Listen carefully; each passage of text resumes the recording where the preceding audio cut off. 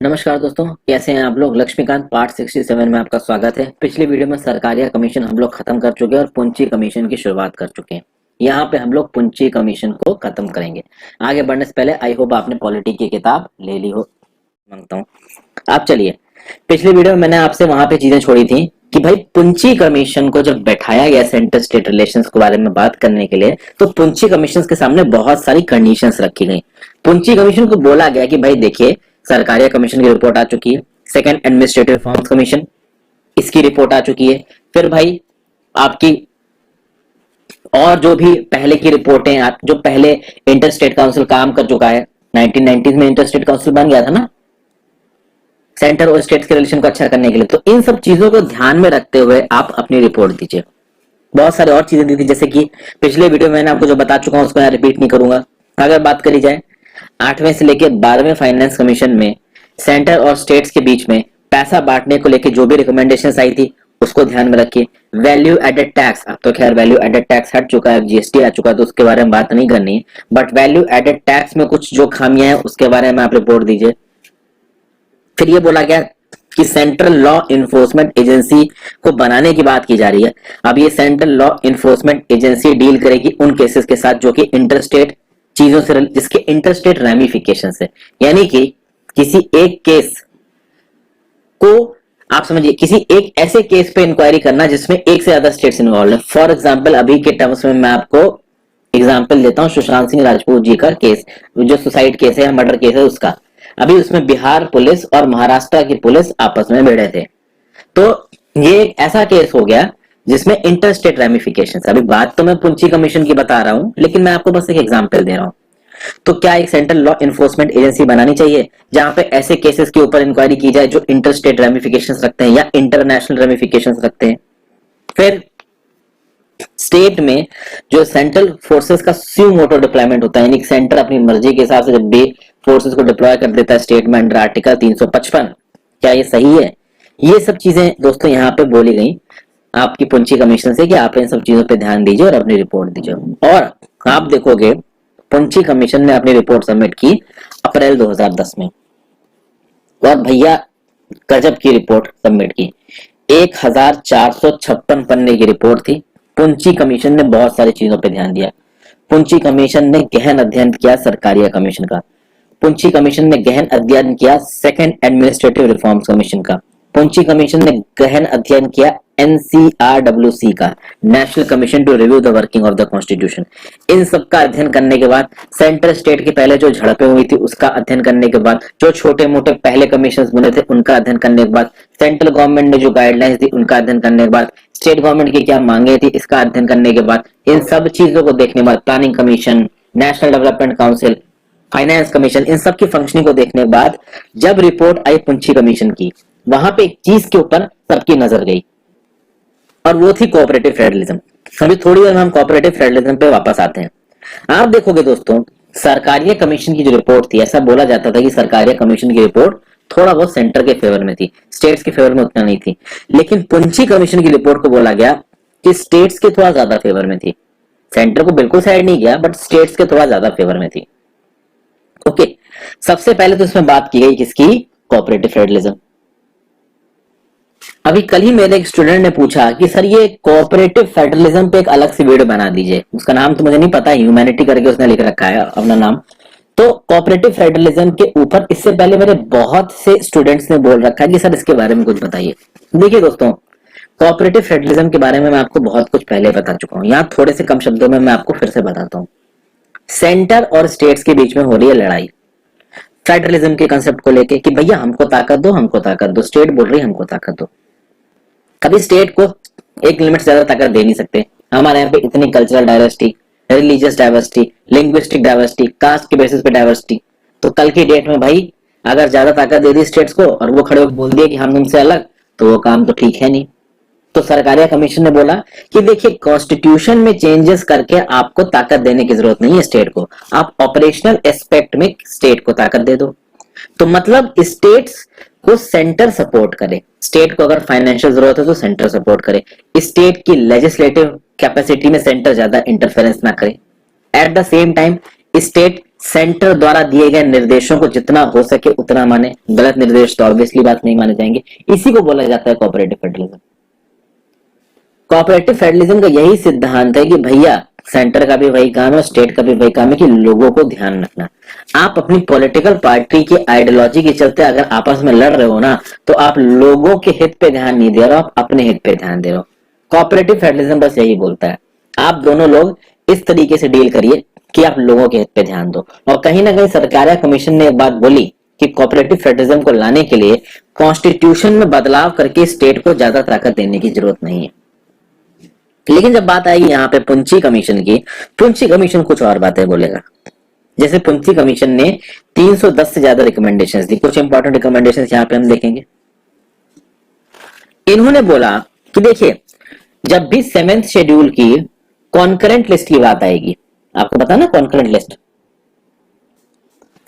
तो भाई अगर पार्लियामेंट में कॉन्करेंट लिस्ट में रखे किसी सब्जेक्ट के ऊपर नियम कानून बनाने के लिए आप लेजिस्लेशन लेके आ रहे हो, तो पहले यूनियन को यानी सेंट्रल गवर्नमेंट को स्टेट गवर्नमेंट को आपस में एक बार बात कर लेनी चाहिए। स्टेट गवर्नमेंट से एक बार डिस्कस कर लेनी चाहिए कि भाई देखिए, कॉन्करेंट लिस्ट के सब्जेक्ट के ऊपर हम ये लेजिस्लेशन लेके आ रहे हैं, आप भी अपने व्यू पॉइंट्स देख लो, ताकि स्टेट की तरफ से किसी तरीके का कोई अपोजिशन ना आए। ये हो गई पहली बात। दूसरी चीज पे आते हैं।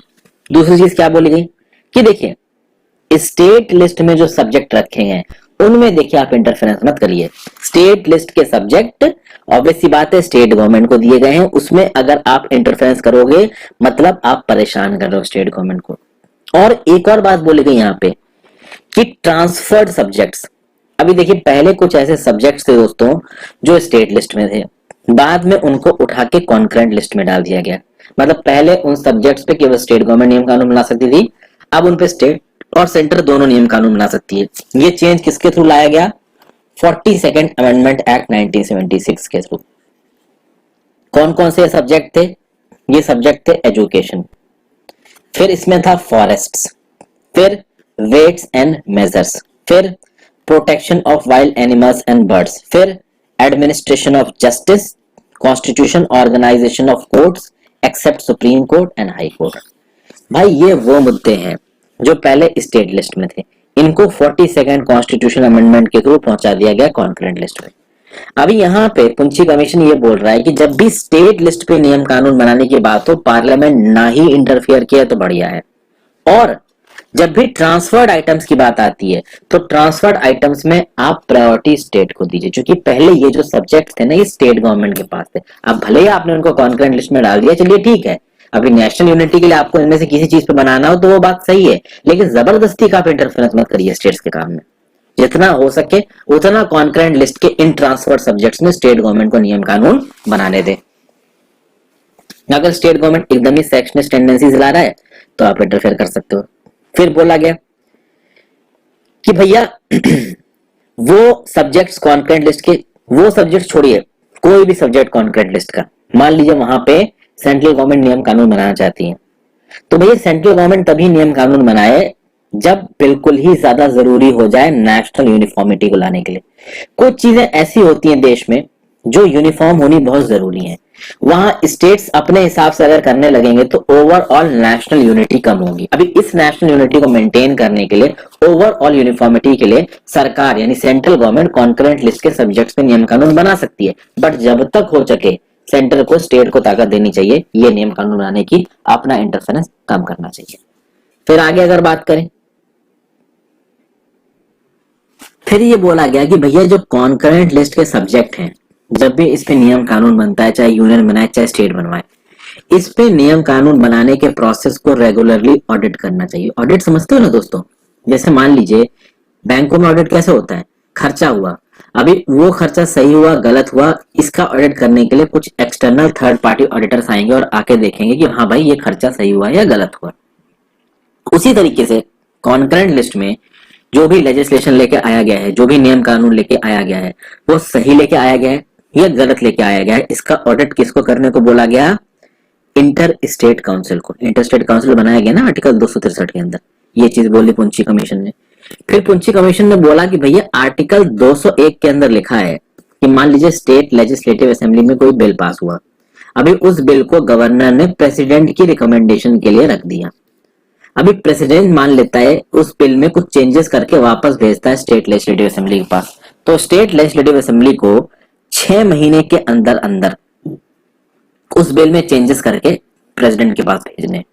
यानी प्रेसिडेंट ने एक बार स्टेट लेजिस्लेटिव असेंबली को बिल भेज दिया तो स्टेट लेजिस्लेटिव असेंबली के बाद पास उसको चेंज करने का टाइम सिर्फ 6 महीने का है। अभी यहाँ पे पुंछी कमीशन बोल रहा है कि आपने स्टेट लेजिस्लेटिव असेंबली के ऊपर तो नियम कानून लगा दिए, प्रेसिडेंट के ऊपर भी नियम कानून लगाइए, ऐसी एक टाइम लिमिट प्रेसिडेंट को भी दीजिए कि हाँ भाई प्रेसिडेंट इतने समय में स्टेट द्वारा पास किए गए बिल पे एक्शन लेगा। तो प्रेसिडेंट तो जितने दिन चाहे उतने दिन बिल अपने पास रखा है, उसमें तो कोई प्रेसिडेंट से सवाल पूछता नहीं है। ये बात बोली गई। फिर आगे बात करते हैं, यहाँ बात हो रही है एंट्री 14 ऑफ यूनियन लिस्ट। देखिए entry 14 of union list deal करती है इंटरनेशनल ट्रीटीज के साथ। इंटरनेशनल ट्रीटीज मान लीजिए पार्लियामेंट ने बनाई और उस इंटरनेशनल ट्रीटी को इंडिया में इंप्लीमेंट करना है। कभी इंडिया में इंप्लीमेंट कहाँ करना पड़ेगा? स्टेट्स में इंप्लीमेंट करना पड़ेगा। तो जब स्टेट्स में इंप्लीमेंट करना पड़ेगा तो वहां पे फेडरल एंगल आ जाएगा। तो ये बोला गया कि एंट्री 14 ऑफ लिस्ट 1, यानी जब भी इंटरनेशनल ट्रीटीज बनाने की बात होती है, ठीक है, और खासकर जब वो इंटरनेशनल ट्रीटीज पार्लियामेंट्री लेजिस्लेशन के थ्रू बन रही हैं, तो वहां पे एक स्पेसिफिक लॉ होना चाहिए। यानी कि अगर आप कोई इंटरनेशनल ट्रीटी कर भी रहे हो पार्लियामेंट के लेजिस्लेशन के थ्रू, तो उस केस में एक लॉ लेके आइए, क्योंकि ऑब्वियस ही बात है वो ट्रीटी फेडरल सब्जेक्ट्स के ऊपर भी इफेक्ट डालेगी, स्टेट गवर्नमेंट के ऊपर भी इफेक्ट डालेगी। ये बोला पुंछी कमीशन ने, हालांकि ये बहुत बड़ी बात बोल दी। उसके आगे कि भाई देखिए फाइनेंस कमीशन ने समय समय पे अपनी रिकमेंडेशंस दी है। अभी आप देखो कि बहुत सारे फाइनेंशियल ऑब्लिगेशंस आ गए हैं। सेंट्रल गवर्नमेंट ने बाहर से पैसा उठाया, स्टेट गवर्नमेंट ने बाहर से पैसा उठाया, सब लोगों ने बहुत सारे ट्रीटी साइन कर रखे हैं, बहुत सारे एग्रीमेंट साइन कर रखे हैं। हालांकि स्टेट गवर्नमेंट जब भी बाहर से पैसा उठाता है, कोई भी एग्रीमेंट साइन करता है, ठीक है ना, सोवरेन एग्रीमेंट तो स्टेट गवर्नमेंट साइन कर नहीं सकता, केवल सेंट्रल गवर्नमेंट साइन कर सकती है, बट स्टेट गवर्नमेंट पैसा जरूर उठा सकता है देश के बाहर से। तो इन सब चीजों पे चेक होना चाहिए। खासकर यूनियन गवर्नमेंट जब देश के बाहर से पैसा उठाता है, उस पैसे को वापस लौटाना होगा। अभी उस पैसे को वापस लौटाने में स्टेट के फाइनेंसेस के ऊपर क्या असर आएगा, ये पुंछी कमीशन ने देखने को है। जैसे मान लीजिए सेंट्रल गवर्नमेंट ने बहुत जरूरत से ज्यादा पैसा बाहर से उठा लिया। अभी अगर आप बहुत जरूरत से ज्यादा पैसा उठा रहे हो, आपको उस पर इंटरेस्ट देना पड़ेगा। अभी इंटरेस्ट ही दे दोगे तो आपके पास जो भी टैक्स रेवेन्यू आया है इकट्ठा होकर, वो बहुत कम बचेगा। फिर उस कम बचे हुए पैसे से आप पैसा बांटोगे, वो गलत है। मतलब कि अगर सेंटर ऐसा कोई काम कर रहा है जिससे स्टेट की फाइनेंशियल लायबिलिटी बढ़ रही है, फाइनेंशियल ऑब्लिगेशन बढ़ रहा है, तो ऑब्वियस सी बात है वहां पे सेंटर को आंसरेबल होना पड़ेगा। उसके बाद जब भी गवर्नर के इलेक्शन की बात आती है, तो सेंट्रल गवर्नमेंट गवर्नर का इलेक्शन बहुत देख समझ के करेगी, और गवर्नर का इलेक्शन उसी तरीके से होना चाहिए जैसा कि सरकारी कमीशन ने कहा गया है।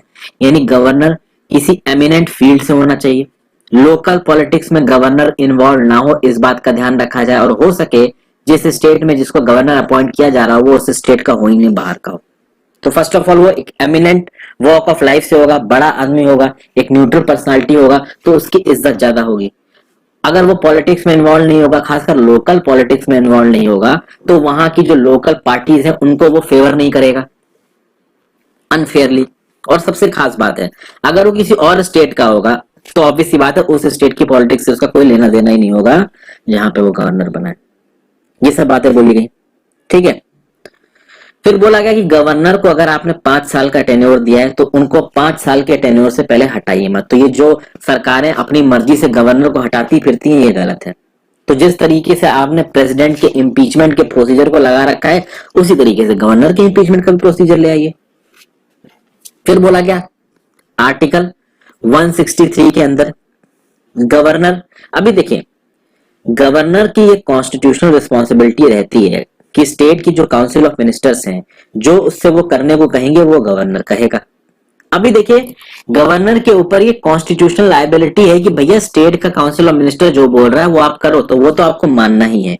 कभी मान लीजिए एक ऐसी एक्स्ट्रा ऑर्डिनरी सिचुएशन आ जाती है जहां पे गवर्नर उस स्टेट के काउंसिल ऑफ मिनिस्टर की बात नहीं मान रहा है, तो वो जो सिचुएशन है ना, वो रीजन गुड फेथ और कॉशन के चलते आने चाहिए। यानी मान लीजिए उस स्टेट के काउंसिल ऑफ मिनिस्टर सेक्शनिस्ट एक्टिविटीज कर रहे हैं, बाहर के देश के साथ कॉल्यूट कर रहे हैं, दंगे करवा रहे हैं, एनआरकी फैला रहे हैं, तो उस केस में गवर्नर उनकी बात ना माने और आप नहीं चलाए। ऐसा नहीं है कि सेंट्रल गवर्नमेंट से होम मिनिस्टर का एक फोन आ गया और बोला कि इसको बर्खास्त कर दो, तो गवर्नर ने बर्खास्त कर दिया। ये नहीं होना चाहिए, ये बोला पूंजी कमीशन ने। फिर और भी बहुत सारी बातें बोली गई हैं हंग असेंबली के केस में। अभी हंग असेंबली क्या होती है? मान लीजिए कि किसी भी पॉलिटिकल पार्टी को पूरी प्रॉपर मेजोरिटी नहीं मिली है इलेक्शन के बाद, तो भैया हंग असेंबली बन जाएगी। किसी एक पॉलिटिकल पार्टी के पास पूरी तरीके से है ही नहीं, मतलब मेजोरिटी। तो मान लीजिए ये हंग असेंबली हो गई है और किसी भी पॉलिटिकल पार्टी के पास मेजोरिटी नहीं है, तो वहां पे गवर्नर की रिस्पॉन्सिबिलिटी बहुत ज्यादा हो जाती है, क्योंकि वहां पे गवर्नर पे डिपेंड करेगा कि वो किसको लीडर बनाता है और उस लीडर से बोलता है कि आप फ्लोर ऑफ द हाउस पे आके अपनी मेजोरिटी प्रूव करिए। अब यहाँ पे गवर्नर को एक प्रॉपर हायरार्की दी गई है कि हाँ भाई आप इस हायरार्की के हिसाब से काम कर सकते हैं। तो ये हायरार्की क्या बोलती है कि मान लीजिए प्री पोल अलायंस बना है, यानी इलेक्शन होने से पहले ही 3-4 पार्टियां आपस में मिल गई और उन्होंने बोला हम एक साथ हैं, और अगर वो अलायंस सबसे ज्यादा वोट लेके आता है तो उसके मेंबर को आप बुला के बोल सकते हो कि अपनी सरकार बनाओ। तो फॉर एग्जाम्पल अभी पिछले बार जब बिहार में राज्य सरकार के इलेक्शंस हुए थे तो महागठबंधन बन गया था, किसको हराने के लिए? बीजेपी को हराने के लिए। उसमें बीजेपी को हरा दिया। वो अलग बात है कि वो महागठबंधन बाद में टूट गया, मट्टी पलित हो गई और फिर से एक पार्टी ने बीजेपी के साथ कोalition गवर्नमेंट बना ली। बट अगर ऐसा कोई गठबंधन इलेक्शन होने से पहले अनाउंस हो गया है और मान लीजिए वो गठबंधन मेजोरिटी में है, तो फिर उसके लीडर को ही आप चीफ मिनिस्टर बनाओगे, ये बात बोली गई गवर्नर को। उसके बाद आप तवज्जो दोगे उस पार्टी को जो सबसे ज्यादा सीट जीत के आई है, ठीक है। अभी मान लीजिए कि महागठबंधन पहले या फिर कोई गठबंधन ऐसा पहले नहीं बना, तो आप किसको मौका दोगे? उस पॉलिटिकल पार्टी को, लीडर को जिसने सबसे ज्यादा वोट बटोरे हैं। मान लीजिए ऐसा भी कोई लीडर नहीं है, तो इलेक्शंस होने के बाद जितनी भी छोटी छोटी पार्टियां हैं उनको मिला के जिसके सबसे ज्यादा सपोर्ट आ रहा है उसको आप बुलाओगे लीडरशिप प्रूव करने के लिए। तो एक प्रॉपर हायरार्की सेट करके रखी गई है गवर्नर के सामने, और गवर्नर से बोला गया है कि इस हिसाब से आप चीफ मिनिस्टर को अपॉइंट करोगे इलेक्शन होने के बाद, ठीक है। फिर किसी भी चीफ मिनिस्टर को हटाने से पहले, डिस्मिस करने से पहले, देखिए गवर्नर के पास ये ताकत है कि अगर एक पॉलिटिकल पार्टी, अगर एक चीफ मिनिस्टर मेजॉरिटी का सपोर्ट नहीं है एक चीफ मिनिस्टर के पास, तो उसे गवर्नर हटा सकता है, ठीक है भाई, ताकत है गवर्नर के पास। लेकिन उस मेजॉरिटी को आप प्रूव करोगे on the floor of the house, यानी कि उस मिनिस्टर को हटाने से पहले आप उस चीफ मिनिस्टर से बोलोगे कि आप on the floor of the house आइए, आपके ऊपर वोट डालेंगे, अगर आपको मेजॉरिटी मिल गई तो आप चीफ मिनिस्टर बने रहोगे, नहीं मिली तो हम आपको पोस्ट से हटा देंगे। ये नहीं होना चाहिए कि गवर्नर सुबह सो के उठा और उसको लगा कि नहीं भाई इसको हटा दो, ये मेजॉरिटी नहीं रख रहा है। अरे भाई तुम्हें कैसे पता मेजॉरिटी नहीं रख रहा है? पहले प्रूव करवाओ on the floor of the house, ठीक है। फिर भाई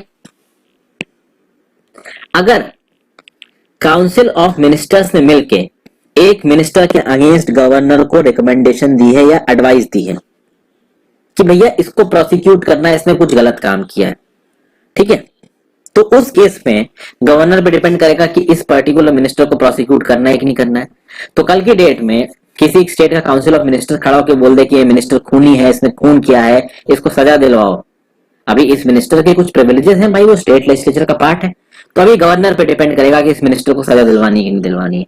तो गवर्नर देखेगा कि क्या सच में इसके खिलाफ जो इल्जाम लगे हैं वो सही है। अगर सही लगे हैं तो गवर्नर उसके प्रोसिक्यूशन को सैंक्शन कर देगा, अगर नहीं सही लगे हैं तो काउंसिल ऑफ मिनिस्टर्स की बात मानने से गवर्नर मना भी कर सकता है। फिर ये बोला गया कि ये जो डिफॉल्ट मोड में गवर्नर को स्टेट की यूनिवर्सिटी का जो चांसलर बना दिया जाता है ना, ये गलत है। ये चांसलर बनाने वाले प्रोविजन को हटाइए। गवर्नर का रोल सिर्फ स्टैट्यूटरी पोजीशंस का है, ये जो चांसलर बना देते हो आप डिफॉल्ट में गवर्नर को, वो गलत है। फिर पुंची कमीशन में बोला गया कि देखिए SR Bommai versus union of India ने सेंटर स्टेट रिलेशन के बारे में जो भी बात कही गई है आर्टिकल 356 को लेके, वो आप मानोगे। अभी SR Bommai versus union of India के केस में क्या हुआ, ये मैंने पहले कई बार आपको बताया है, मैं यहां डिस्कस नहीं कर रहा हूं क्योंकि इसको मतलब नहीं है यहाँ पे डिस्कस करने का, ठीक है। तो SR Bommai versus union of India में आपका आर्टिकल 356 को लेके सेंटर स्टेट के रिलेशन में कुछ बातें कही गई हैं। SR Bommai versus union of India के केस में जो भी कहा गया है वो गवर्नर को इंश्योर करना है कि स्टेट में अप्लाई हो। ये बात लिखी है किसने? पुंची कमीशन ने। फिर देखते हैं पुंची कमीशन क्या बोल रहा है। पुंची कमीशन ये बोल रहा है कि मान लीजिए कॉन्स्टिट्यूशनल मशीनरी ब्रेक हो जाती है एक स्टेट में। तो मान लीजिए एक्सटर्नल अग्रेशन होता है कि नागालैंड में मान लीजिए म्यांमार ने अटैक कर दिया, तो नागालैंड में कॉन्स्टिट्यूशनल मशीनरी ब्रेक हो गई। तो उस केस में यूनियन गवर्नमेंट की ताकत बनती है कि 356 लगाए और म्यांमार को बाहर भगाए। लेकिन 356 तब तक ही लगाएगा यूनियन गवर्नमेंट जब तक म्यांमार को बाहर नहीं ढकेल दिया जाता। जैसे म्यांमार को बाहर ढकेल दिया जाएगा, जो पुरानी गवर्नमेंट है उसको रीइंस्टेट करिए। मतलब कि 356 का ये मतलब नहीं है कि आपने स्टेट गवर्नमेंट को सीधे सीधे हटा दिया। अगर कॉन्स्टिट्यूशनल प्रोविजंस ब्रेक हो जाते हैं, अगर सिविल वॉर हो जाता है, अगर एनार्की हो जाती है, तो तब तक प्रेसिडेंट रूल रहेगा जब तक वो प्रॉब्लम है। जैसे वो प्रॉब्लम गई, प्रेसिडेंट रूल गया। ये पुंची कमीशन ने बोला। फिर पुंची कमीशन ने ये बोला है कि आर्टिकल 352 के अंदर और आर्टिकल 356 के अंदर, 352 के अंदर नेशनल इमरजेंसी की बात की गई है और 356 के अंदर प्रेसिडेंट रूल की बात की गई है। अभी नेशनल इमरजेंसी और प्रेसिडेंट रूल ये बहुत एक्सट्रीम स्टेप्स है। तो मान लीजिए किसी एक स्टेट में अगर कॉन्स्टिट्यूशनल ब्रेकडाउन हो भी जाता है, तो उस केस में गवर्नर इस बात को इंश्योर करे कि जो भी नेशनल इमरजेंसी लग रही है या प्रेसिडेंट रूल लग रहा है वो किसी लोकलाइज्ड इलाके में रहे। तो मान लीजिए किसी बड़े स्टेट में, राजस्थान में, south west portion of Rajasthan में एनार्की हो जाती है, तो आपने लगा दी नेशनल इमरजेंसी या प्रेसिडेंट रूल, तो केवल उतने ही इलाके में लगाई। मतलब ये नहीं किया कि आपने पूरी की पूरी राजस्थान की स्टेट गवर्नमेंट को बर्खास्त कर दिया, डोरमेंट कर दिया। राजस्थान की स्टेट गवर्नमेंट बाकी जगहों पे काम कर रही है, जितनी जगह पे बवाल है उतनी जगह पे आपने 352 और 356 को अप्लाई करके बवाल शांत करा दिया। ये बात बोली गई। फिर बोला गया कि भैया आर्टिकल 263 के अंदर जो इंटर स्टेट काउंसिल के काम करने के तरीकों को बताया गया है, इसमें कुछ अमेंडमेंट लेके आइए। जोनल काउंसिल के काम करने के तरीके में कुछ अमेंडमेंट लेके आइए। फिर एक empowered committee on finance minister of states बनी थी, जिसमें फाइनेंस मिनिस्टर ऑफ स्टेट्स समय समय पर मिलकर फिस्कल मैटर्स में बात करते थे। कुछ इसी तरीके की एम्पावर्ड कमेटी आप चीफ मिनिस्टर की भी बनाइए, ताकि चीफ मिनिस्टर समय समय पर मिलकर बात करें। ऑल इंडिया सर्विसेज के फेवर में बोला पुंची कमीशन ने, बट पुंची कमीशन ने बोला कि एजुकेशन के फील्ड में, हेल्थ के फील्ड में, इंजीनियरिंग के फील्ड में, जुडिशरी के फील्ड में भी आप ऑल इंडिया सर्विसेज बनाइए। हालांकि कभी बनी नहीं वो। फिर पुंची कमीशन ने बोला कि जो राज्यसभा की ताकतें हैं, जो कि लोकसभा के कंपैरिजन में कम है, इन्हें आप हटाइए। राज्यसभा को बराबर ताकत मिलनी चाहिए लोकसभा के। इनफैक्ट राज्यसभा की तारीफ करते हुए पुंची कमीशन क्या बोल रहा है कि राज्यसभा एक इफेक्टिव जरिया बन सकता है सेंट्रल गवर्नमेंट के बीच में और स्टेट गवर्नमेंट्स के बीच में मीडिएट करने का। फिर ये बोला गया कि राज्यसभा में जो अलग अलग स्टेट्स की पॉपुलेशन के हिसाब से जो लोग जाते हैं वो गलत है। हर स्टेट से बराबर लोग जाने चाहिए। जैसे यूएस में होता है ना कि यूएस के सेनेट में हर स्टेट से 2 मेंबर्स, यानी कि अगर यूएसए में 50 स्टेट है तो हर स्टेट से 2 मेंबर्स, मतलब 100 मेंबर सेनेट में। तो इस बात पे कोई फर्क नहीं पड़ता कि स्टेट कितना बड़ा है कितना छोटा है, हर स्टेट से 2 ही मेंबर जाएंगे। तो यहाँ पे पुंची कमीशन भी राज्यसभा के लिए यही बोल रहा है कि राज्यसभा में हर स्टेट से उतने ही मेंबर जाने चाहिए। फिर भैया लोकल बॉडीज को ज्यादा पावर देने की बातचीत करी जा रही है। फिर पुंची कमीशन ये बोल रहा है कि अगर आप कोई सेंट्रल लेजिस्लेशन लेके आते हो, मान लीजिए आप राइट टू एजुकेशन एक्ट लेके आए, अभी राइट टू एजुकेशन एक्ट को अप्लाई करने में पैसे का खर्चा होगा, एक्सपेंडिचर होगा। तो आपको ये बताना है कि ये एक्सपेंडिचर सेंट्रल और स्टेट के बीच में किस तरीके से बांटा जाएगा। जरूरी है कि अगर सेंट्रल गवर्नमेंट कोई नियम कानून लेके आ रहा है तो उसका खर्चा भी सेंट्रल गवर्नमेंट उतना ही उठाएगा। फिर जो भी मेजर मिनरल्स हैं जिनका खनन होता है, जिनके ऊपर रॉयल्टी कलेक्ट करती है स्टेट, ये केंद्र की सरकार, उस रॉयल्टी में कितना हिस्सा स्टेट गवर्नमेंट को जाएगा, इसके ऊपर एक प्रॉपर बहस होनी चाहिए। प्रोफेशनल टैक्स, अभी आपको पता है ना साल में प्रोफेशनल टैक्स की लिमिट 2500 रुपए प्रति साल की है। इसके ऊपर ये जो लिमिट लगी हुई कॉन्स्टिट्यूशनल लिमिट, ये पार्लियामेंट हटा दे, स्टेट गवर्नमेंट को आजादी दे दी जाए कि वो कितना प्रोफेशनल टैक्स लगाना चाहे। हालांकि ये सही नहीं है दोस्तों। मान लीजिए आप मुंबई में किसी प्राइवेट जॉब में काम करने के लिए आए और आपकी तनख्वाह मान लीजिए 80,000 रुपए प्रति महीना है। अभी अगर मुंबई की गवर्नमेंट ने, यानी आपकी म्युनिसिपल कॉर्पोरेशन ने मान लीजिए प्रोफेशनल टैक्स लगा दिया 2 लाख रुपए का साल का, तो क्या आप 2 लाख रुपए अपनी 80,000 की जो कमाई है, आप मान लीजिए इसको 12 से मल्टीप्लाई करो तो 9,60,000। अभी 9,60,000 आपको पूरे तो मिलेंगे नहीं दोस्तों, इसमें आपका टैक्स कटेगा। तो अगर स्टेट्स के ऊपर से ये प्रोफेशनल टैक्स की लिमिट हटा दी जाती है, तो कल की डेट में नवी मुंबई म्युनिसिपल कॉर्पोरेशन बोलेगा कि नहीं भैया हम तो साल का 2 लाख प्रोफेशनल टैक्स देंगे। तो क्या अपनी 9,60,000 की इनकम में से 2 लाख नवी मुंबई म्युनिसिपल कॉर्पोरेशन को दे दोगे? नहीं दोगे ऑब्वियसली। तो प्रोफेशनल टैक्स के ऊपर एक लिमिट होनी चाहिए। बट ऑब्वियस सी बात है, यहाँ पे पुंची कमीशन क्या बोल रहा है कि भैया प्रोफेशनल टैक्स के ऊपर जो अपर सीलिंग लगा रखी है वो हटा दो। तो यहाँ पे ऐसी बहुत सी बातें बोली गई। प्लान और नॉन प्लान एक्सपेंडिचर के बारे में बात की गई है। ठीक है, नॉन प्लान एक्सपेंडिचर क्या होता था? अब तो खैर प्लान नॉन प्लान पे बात ही नहीं होती है। नॉन प्लान एक्सपेंडिचर क्या होता था? ये जो रनिंग खर्चे हैं वो करने ही है। तो अगर कहीं से लोन उठाया उस पर इंटरेस्ट देना है तो वो नॉन प्लान एक्सपेंडिचर है। प्रेसिडेंट की सैलरी जानी है, मिनिस्टरों की सैलरी जानी है, ये नॉन प्लान एक्सपेंडिचर है, ये तो जाना ही है। प्लान एक्सपेंडिचर जो सरकार प्लान करके खत्म करती थी। तो ऐसे बहुत से चेंजेस रिकमेंड किए पुंची कमीशन ने। मैंने आपको सारे इंपॉर्टेंट चेंजेस बता दिए हैं। आई होप आपको ये वीडियो पसंद आई दोस्तों। अगले में हम लोग इंटर स्टेट रिलेशंस को शुरू करेंगे। Thank you for watching, have a great day.